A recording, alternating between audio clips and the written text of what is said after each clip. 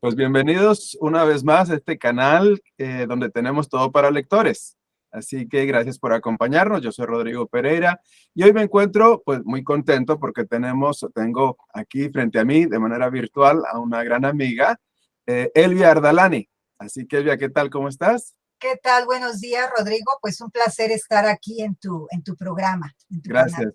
Este canal, ¿no? Que donde lo disfrutamos todos porque vamos a entender un poquito más qué hacer para disfrutar un poco más y mejor la lectura, ¿no? Hoy, Elvia Ardalani es una autora mexicana y yo la conozco de hace muchos años porque conozco de su trayectoria literaria y voy a compartir con ustedes esta imagen de algunos de sus libros, ¿no? Estos son los de su poesía.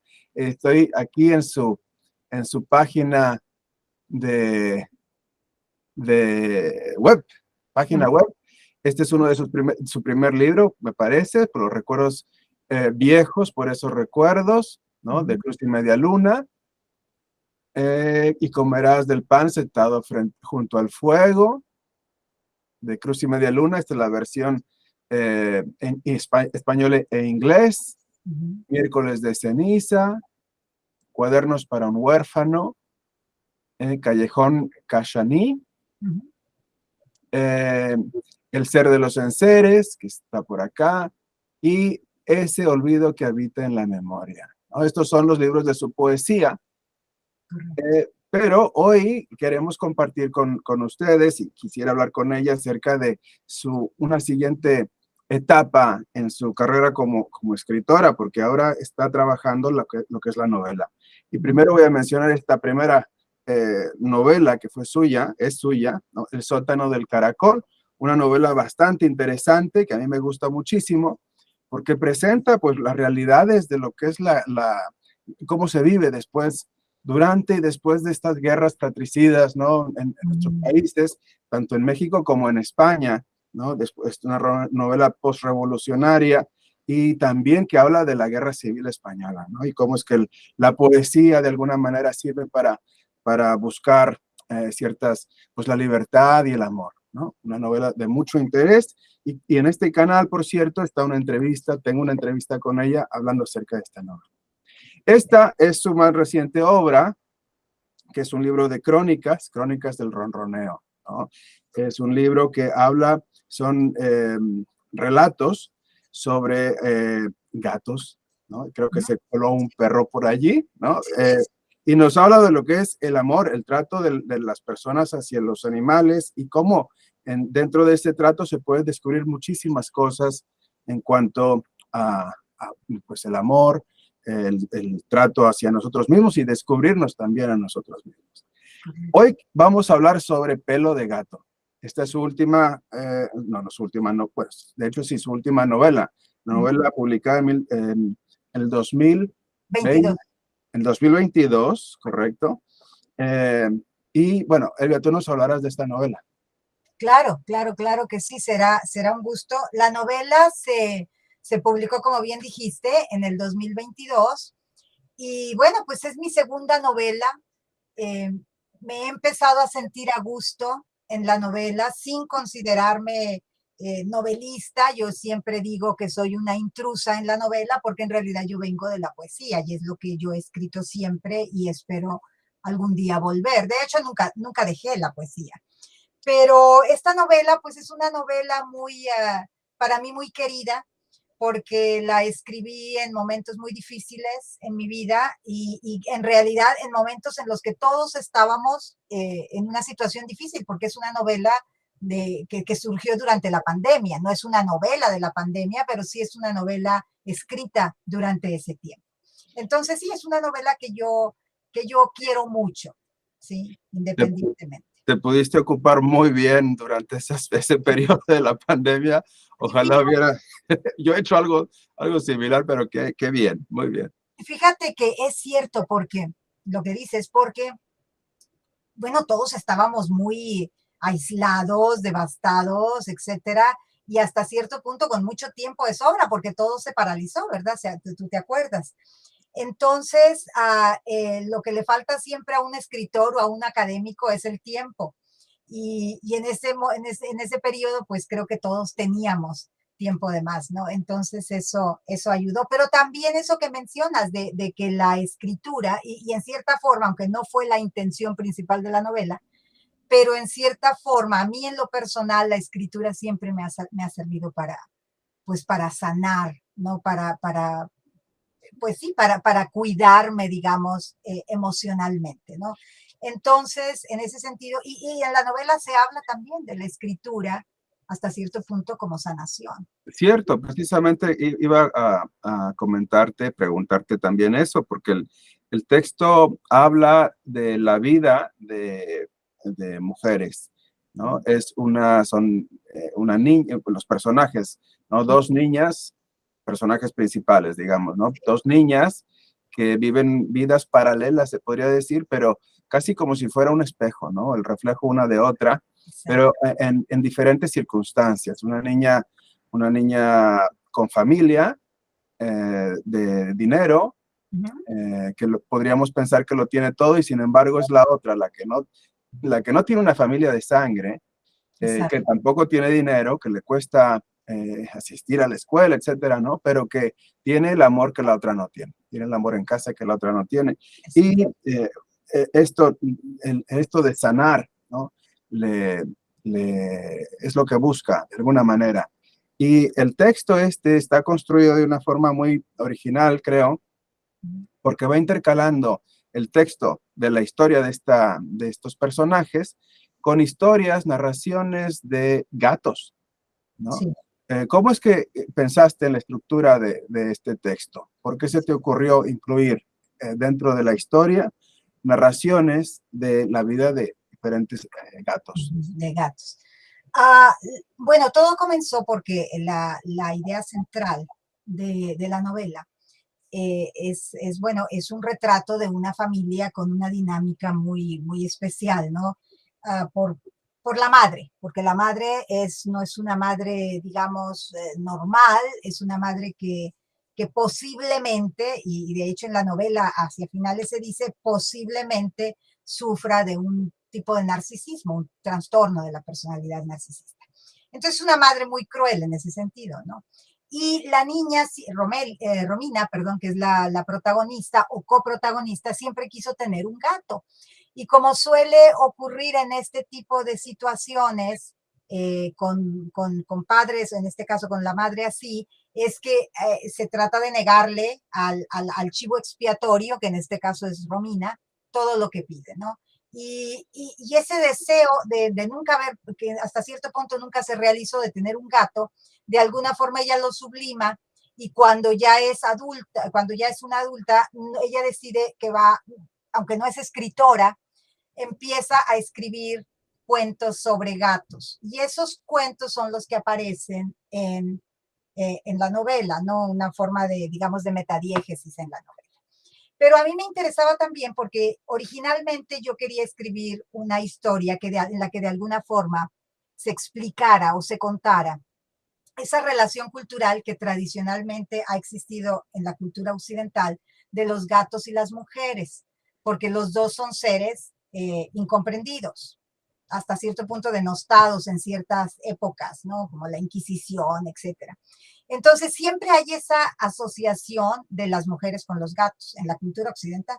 Entonces me interesaba eso, pero fueron surgiendo otras cosas y como suele ocurrir con la escritura, me llevó hasta cierto punto por otro camino, ¿no? Que era narrar otra historia, que es la que se cuenta, ¿no? La historia de dos niñas que son amigas, qué sucede con esas niñas, etcétera, el trasfondo de la guerra sucia en México, etcétera, cómo nos afectó en realidad a todos. Yo he intentado, de alguna forma, en mis novelas, que se note que todo este contexto sociopolítico que existe en el momento en el que suceden las narraciones, sea de alguna forma o influya de alguna forma en la vida cotidiana, porque creo que es verdad, creo que todos, aunque no seamos participantes activos, por ejemplo, de una ideología, todos de todas formas somos producto de nuestra época. Cierto. Entonces, eso está ahí. Y a nosotros creo que en México la guerra, y lo prueba la literatura, la guerra sucia nos marcó mucho.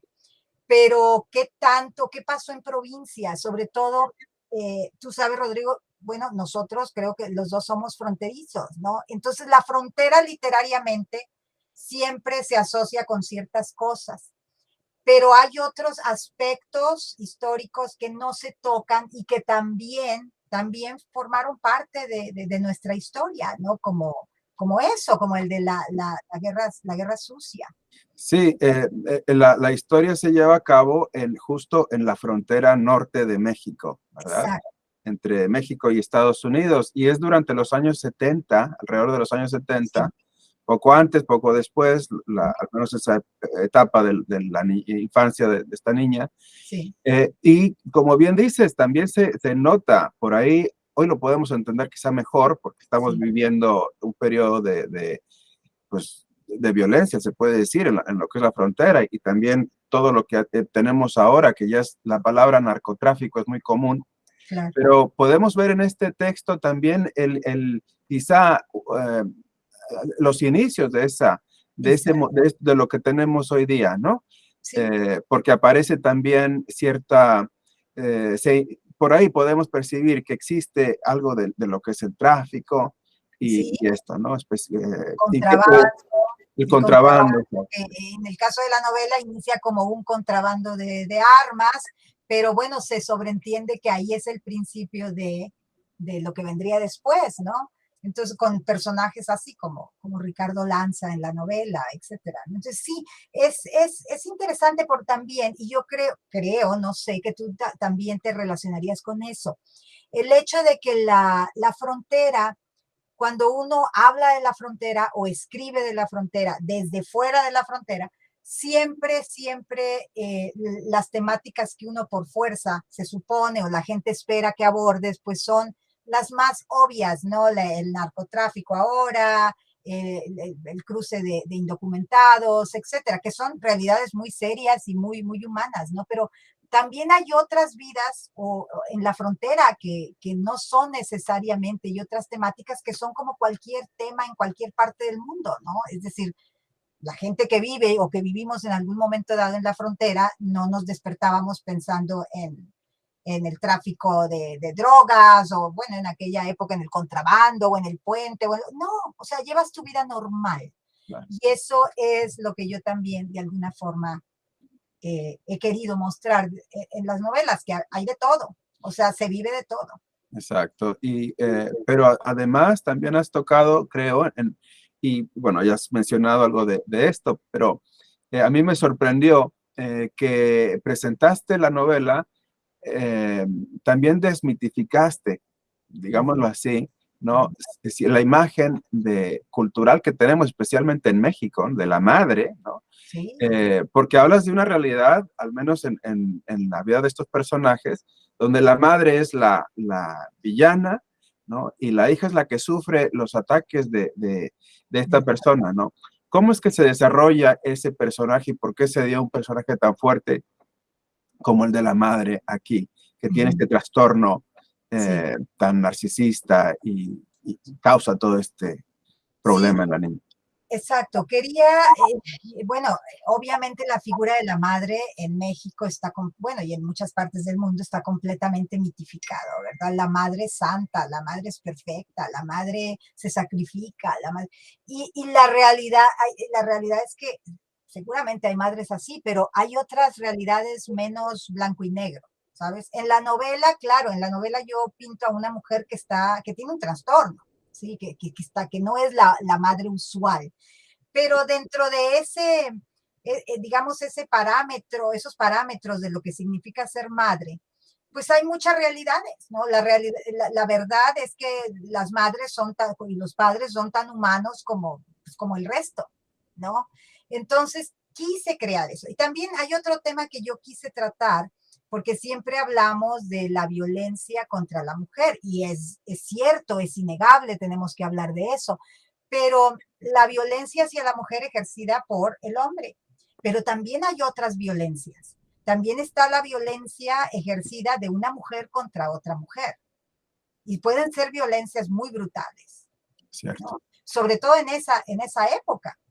Y quise hablar también de eso, ¿no? Quitar un poco estas nociones que tenemos de que toda violencia viene de un hombre hacia una mujer. No, también hay incluso, obviamente no se trata de eso, pero hay todo tipo de violencias de mujeres hacia los hombres, etcétera. Es decir, efectivamente, tratar de desmitificar un poco todo esto.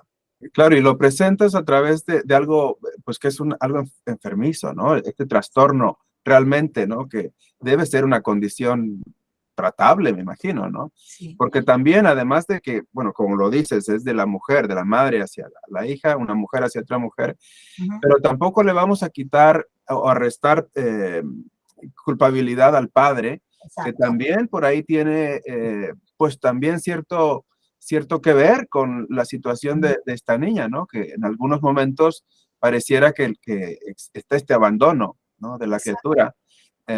Entonces creo que es un texto, la historia es muy bien compuesta y los personajes no son estos personajes planos, ¿no? Donde, ¿no? Vemos un porqué, ¿no? De estas realidades y se convierte todo realmente en algo muy, muy verídico. La novela está publicada en España y te has ganado muchos seguidores, lectores allá en España. Entonces, ¿nos puedes contar un poco sobre esto? Porque me da mucho gusto tener autores mexicanos que también, bueno, obviamente que hay muchos, ¿no? Claro. Pero el mercado que tenemos, creo, y ya nos dirán en los comentarios después los que nos escuchen, ¿no? Pero hoy día está es muy fuerte, muy importante también la narrativa precisamente criminal, negra, narcotráfico. Pero también existen textos, novela histórica, digámoslo así, nueva novela histórica, que también, pero también tienes interés allá en España. ¿Cómo es que decidiste publicarlo allá en España? Bueno, lo publiqué el libro en España porque la primera novela que publiqué, la publiqué precisamente con Literarte en el País Vasco.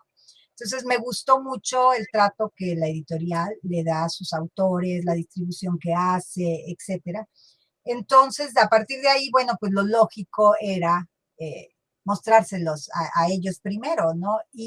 Pero creo que sobre todo este de Pelo de Gato, yo temía un poco porque culturalmente, creo que incluso hoy, pero especialmente para la generación mía, siempre el gato pues no es el animal favorito, ¿verdad? Siempre ha sido pues, el perro, ¿no? El perrito. Entonces dije, híjole, Pelo de Gato, hay un montón de gente que no a quienes no les gustan los gatos, ¿no? Entonces igual esto pues no va a ser difícil, sencillamente al ver en el título gato, ¿no? Pero no, para mí era esencial el título, porque el título conlleva muchos significados, además de que prácticamente no en el epílogo, en el prólogo, no me acuerdo ahora sí, ahí aparece desde la primera escena lo del pelo de gato. Pero bueno, volviendo a esto, como hay un trasfondo en este caso de la guerra sucia, creo que especialmente en el País Vasco se pueden asociar, pueden relacionarse con esto, ¿no? Con cómo estos movimientos sociales, estas revoluciones o rebeliones, si les quieren llamar, afectan a la gente, afectan a todo el mundo, no solo a los que se están arriesgando, sino al resto también de la población. Y en ese sentido, creo que ellos mismos siempre me preguntaban en las distintas presentaciones sobre eso, cuando me preguntaban exactamente qué era la guerra sucia, y yo les contaba, muchos decían, como aquí. Exacto, y además lo hiciste, lo presentaste con los jóvenes, que eran de 15, 16 años, ¿no? La edad de las chicas, estas jovencitas que después de ser niñas llegan a esa etapa de la juventud y tienen esa, digamos, fuerza, ¿no? El valor para buscar lo que ellos entienden como que es justicia, ¿no? Entonces, claro que lo entenderían muy bien allá en el País Vasco, en España. Exacto. Pero, y de nuevo, por ejemplo, en la novela, pues aunque no habla, como bien dijiste, es hasta el final prácticamente de la novela donde se da todo lo de la guerra fría, sucia, la guerra sucia, es, ya empieza a ver uno desde el principio, que hay desde la infancia, que hay ciertas cosas que están mal, ¿verdad? En el país. Pero no es el centro, obviamente no es lo más importante en la historia, pero está ahí presente. Y de hecho, quien me entrega los manuscritos es precisamente alguien que militó en esa época, en las guerrillas, ¿no? Entonces, me pide que cuente esa historia. Pues muy bien, fue un gran acierto por parte de Literarte haber publicado esta novela, como también El sótano del caracol, que también, por cierto, tiene ese enlace, ese trato con España, que es bastante fuerte, ¿no? Y entonces, felicidades por eso. Quisiera adelantarme a presentar rápidamente, como lo he estado haciendo en estos charlas, videos, algunos textos que han llegado aquí a la oficina. Quisiera presentarlo, que es de Ricardo Vigueras, A vuelta de rueda tras la muerte. Es un libro publicado en 2014, me parece, 2014. Y lo quiero presentar, aunque no es muy reciente, porque Ricardo Vigueras está por sacar una novela nueva y pues ya lo tendré próximamente aquí en una de las charlas. Esta otra novela que sí es reciente, es de este año, de hecho, 2023, La viuda del molino, de Rubén Barona, una novela colombiana que presenta la historia de Colombia, la independencia de Colombia. También aparece España aquí presente, por supuesto, ¿no? Entonces, un libro muy bueno que les recomiendo. Y un libro de crítica, está este libro de José María Martínez, El cisne, la espiga y la cruz. Un libro que presenta la poesía del modernismo, Gutiérrez Nájera, Amado Nervo, Darío, ¿no? Poesía mística, poesía religiosa del modernismo, ¿no? Y un estudio bastante completo.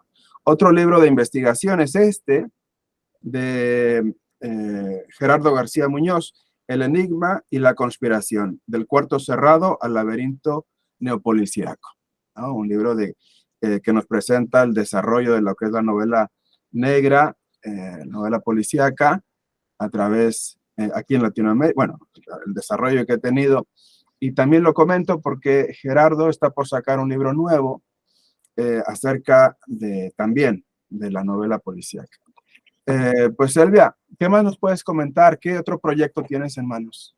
Pues ahora estoy trabajando ya en el siguiente proyecto, que es, esperemos, una novela. Vamos a ver si se da o no se da, porque esto a mí por lo menos me suele ocurrir, que nunca sé si se va a dar hasta que ya llevo cierto tiempo escribiendo, ¿no? Entonces, eso es en lo que estoy actualmente trabajando. Tuviste la presentación allá en la Ciudad de México de la novela. ¿Qué comentarios recibiste Bueno, parece ser que les gustó mucho.